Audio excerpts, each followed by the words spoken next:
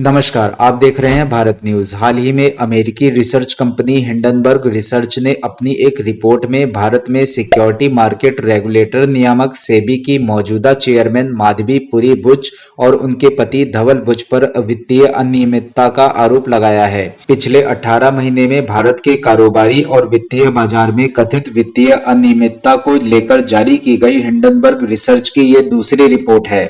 इससे पहले जनवरी 2023 में इसने भारत के प्रमुख औद्योगिक घराने अडानी समूह पर रिपोर्ट जारी कर हलचल मचा दी थी। आइए जानते हैं हिंडनबर्ग रिसर्च क्या है और ये क्या काम करती है और इसने अडानी समूह को कितना नुकसान पहुंचाया था।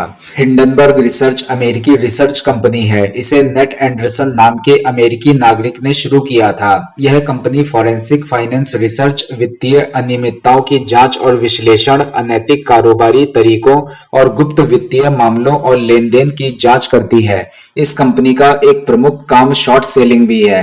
हिंडनबर्ग रिसर्च दुनिया भर की कंपनियों पर अपनी रिपोर्ट के जरिए उनमें अपनी पोजीशन बनाती है। इस रिपोर्ट से पता चल सकता है कि किसी कंपनी के बाजार मूल्य में क्या कोई गिरावट आ सकती है। हिंडनबर्ग रिसर्च के फाउंडर नेट एंडरसन खुद को एक एक्टिविस्ट शॉर्ट सेलर बताते हैं। हिंडनबर्ग रिसर्च 2017 से काम कर रही है और उसका दावा है कि उसने अब तक 16 ऐसी रिपोर्ट्स जारी की हैं जिनमें अमेरिका की सिक्योरिटीज एंड एक्सचेंज कमीशन के अलावा देश विदेश की कंपनियों में गैर कानूनी लेनदेन और वित्तीय अनियमितताओं को उजागर किया गया है। Hindenburg research company Aphria, Pershing Gold, Nikola और कुछ दूसरी नामी गिरामी कंपनियों में वित्तीय अनियमितताओं को उजागर करने का दावा करती है। हिंडनबर्ग रिसर्च कंपनी भारत में चर्चा में तब आई जब इसने 24 जनवरी 2023 को देश के प्रमुख औद्योगिक घराने अडानी समूह के खिलाफ रिपोर्ट जारी की। इस रिपोर्ट में कहा गया था कि अडानी समूह के मालिक गौतम अडानी ने 2020 से ही अपनी 7 लिस्टेड कंपनियों के शेयरों में हेरफेर के जरिए $100 अरब कमा लिए हैं। रिपोर्ट में गौतम अडानी के भाई विनोद अडानी पर भी गंभीर आरोप लगाए गए थे और कहा गया था कि वो 37 शेल कंपनियां चलाते हैं जिनका इस्तेमाल मनी लॉन्ड्रिंग में हुआ है। इस रिपोर्ट के बाद अडानी समूह की कंपनियों को $150 अरब का नुकसान हो गया था। रिपोर्ट आने के एक ही महीने के भीतर अडानी की नेटवर्थ में $80 बिलियन यानी 6.63 लाख करोड़ रुपए से ज्यादा की गिरावट आई थी। हिंडनबर्ग रिपोर्ट आने के 10 दिनों के भीतर वो रईसों की टॉप 20 लिस्ट से भी बाहर हो गए थे। इसके अलावा गौतम अडानी को कंपनी के 20,000 करोड़ रुपए के एफपीओ को भी रद्द करना पड़ा था। गौतम अडानी की कंपनी इस रिपोर्ट से भारी नुकसान में चली गई थी। इस रिपोर्ट ने पूरे भारत में राजनीतिक तूफान मचा दिया था। हिंडनबर्ग का दावा है कि हिंडनबर्ग रिसर्च कंपनी अपनी रिपोर्ट्स और दूसरी तरह की कार्रवाइयों से पहले भी कई कंपनियों के शेयर्स गिरा चुकी है। अडानी से पहले हिंडनबर्ग का नाम जिस बड़ी कंपनी के साथ जुड़ा था वो थी ट्रक कंपनी निकोला। ये मामला जब अदालत तक पहुंचा था तब निकोला कंपनी के फाउंडर को दोषी पाया गया था।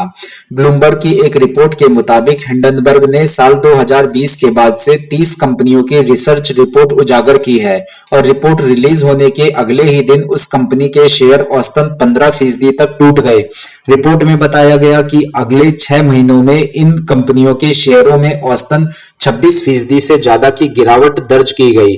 आइए अब हम आपको बताते हैं कि कंपनी का नाम हिंडनबर्ग कहां से आया। साल 1937 में जर्मनी में हिटलर का राज था। इस दौर में एक एयरशिप था जिसका नाम था हिंडनबर्ग एयरशिप। एयरशिप के पीछे नाजी दौर की गवाही देता स्वास्तिक बना हुआ था।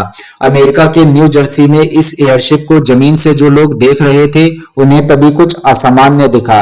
एक तेज धमाका हुआ और आसमान में दिख रहे हिंडनबर्ग एयरशिप में आग लग गई। लोगों के चीखने की आवाजें सुनाई देने लगी। एयरशिप जमीन पर गिर गया। 30 सेकंड से कम वक्त में सब कुछ तबाह हो चुका था। वहां मौजूद लोगों को बचाने के लिए कुछ लोग आगे बढ़े। कुछ लोगों को बचाया जा सका और कुछ को बचाने के लिए काफी देर हो चुकी थी। जलते एयरशिप के धुएं ने आसमान को काला कर दिया था। अब जो बचा था वो एयरशिप के अवशेष थे। इस एयरशिप में 16 हाइड्रोजन गैस के गुब्बारे थे। एयरशिप में करीब 100 लोगों को जबरन बिठा दिया गया था और हादसे में 35 लोगों की जान भी चली गई थी। ऐसा माना जाता है कि हाइड्रोजन के गुब्बारों में पहले भी हादसे हुए थे। ऐसे में सबक लेते हुए इस हादसे से बचा जा सकता था। गौतम अडानी के खिलाफ रिपोर्ट लाने वाली रिसर्च कंपनी का नाम हिंडनबर्ग भी इसी हादसे से जोड़कर रखा गया है। कंपनी के मुताबिक वह हिंडनबर्ग हादसे की तर्ज पर शेयर बाजार में हो रही गड़बड़ियों पर निगरानी रखती है। कंपनी का कहना है कि वह लोगों को शेयर बाजार में ऐसे वित्तीय हादसों से बचाने का काम करती है। इस कंपनी का नाम हिंडनबर्ग रखने का मुख्य उद्देश्य यह है कि जिन कंपनियों पर वे रिपोर्ट जारी करते हैं वे भी हिंडनबर्ग एयरशिप की तरह विनाशकारी रूप से गिर सकती हैं। हमें आशा है आज के हमारे इस आर्टिकल से आप लोगों को हिंडनबर्ग रिसर्च और उसके इतिहास के बारे में संपूर्ण जानकारी मिल गई होगी।